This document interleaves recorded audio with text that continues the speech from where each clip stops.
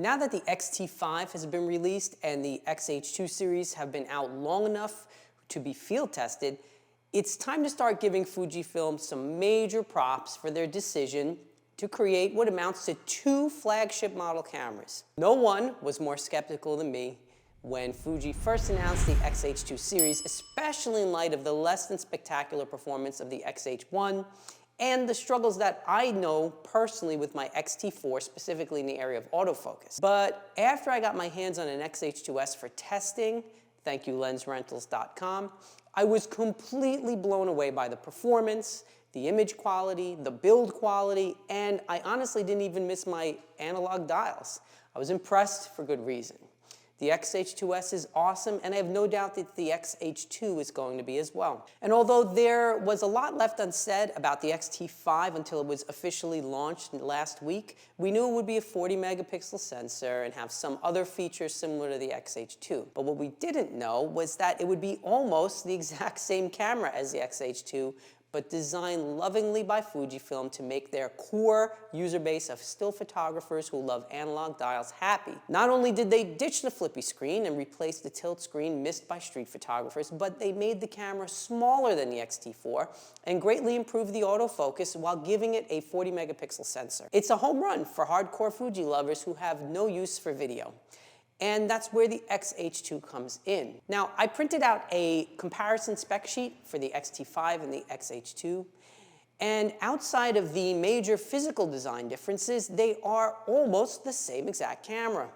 They both have the same 40 megapixel X-Trans5 sensor, the same processor, the same autofocus system, the same ISO ranges, the same 15 FPS mechanical shutter, same IBIS. I could go on. And although there are some significant differences in the video specs, as well as the fact that the X-H2 has a CF Express card slot, overall they're very, very, very similar. Now, this would seem like a strange move for a camera company to make what amounts to 2 different flagship models. But I think it was really brilliant for Fuji to do this because they have given their users a have your cake and eat it too situation with the X-T5 and the X-H2. If you're one of those die-hard old school Fuji shooters who wanted to go back to the basics of the X-T series, they've got you covered. The X-T5 really gives us little to complain about, in my opinion. In fact, the only negative that seems to be floating around is the fact that it doesn't offer a vertical grip. But I think that's really the point with the X-T5 anyway. It's not supposed to be a bulky, gripped, jack-of-all-trades kind of camera. It's not for that purpose, and it's not even trying to be like the X-T4. It's small.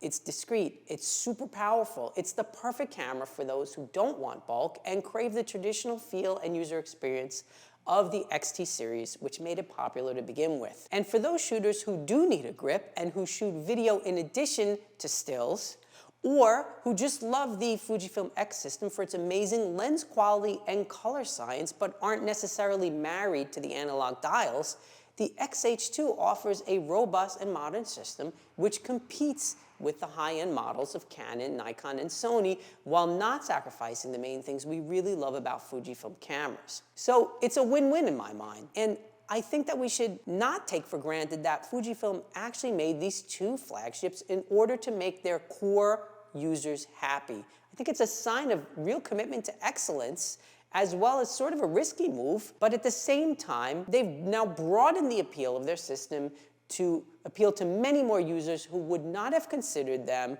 without the X-H2 and the 2S in the lineup. For me, Fujifilm didn't just listen to their users who, as we know, tend to be quite sensitive about our buttons and dials, and not only gave us what we wanted, but also gave us a brand new line to boot. I mean, outside of the little things, what in the world is there really to complain about with these 2 camera systems? So at this point, I think that having an X-H2 and an X-T5 could actually wind up being the best option for a professional photographer like me who shoots quite a bit of studio work, but also quite a bit out on the field and appreciates the smaller, lighter camera and the analog dials when I don't want to lug around my Canon R5, which is my current studio camera. In fact, at this point, I've been using an R5 as my main studio workhorse and an X-T4 as my backup for things like candids on location and natural light portraits, but the X-H2 could potentially replace my R5 And then I'll have one system with one battery, one lens mount for both my in-studio work and everything else. So the more I think about their decision, the more I feel like they really did thoughtfully hear what we wanted and not only did their best to give it to us, but really went above and beyond for their clients. And I think that's pretty awesome. Now, I'm getting my hands on an X-H2 soon, and I intend on testing it in my studio up against my R5. So look out for that in an upcoming video. And based on what I've already seen on my test with the X-H2S, I think it's going to be a solid competitor to the full-frame Big 3. Well, I would love to hear what you think in the comments section below. Do you think Fuji made the right move, or am I just being too optimistic? How does the X-H2S fit into the mix now that the X-H2 and the X-T5 are both out? Well, I'm looking forward to reviewing the X-H2 so that I can see for myself and share with you all. And I'd like to thank LensRentals.com for sending me not only the X-H2S for testing, but for sending me out an X-H2, which I should have very soon. And if you want to try before you buy, you can get 15% off all your rentals at Lens Rentals by using the promo code and the link that I have in the description below. So thank you, Lens Rentals. They are an awesome company. Well, that's all I have for you today. Don't forget to gently press that like button. And please subscribe to the channel so that you don't miss my latest video. Here's wishing you an awesome day. Go out and take some great pictures, everyone. And I will see you next time. Peace.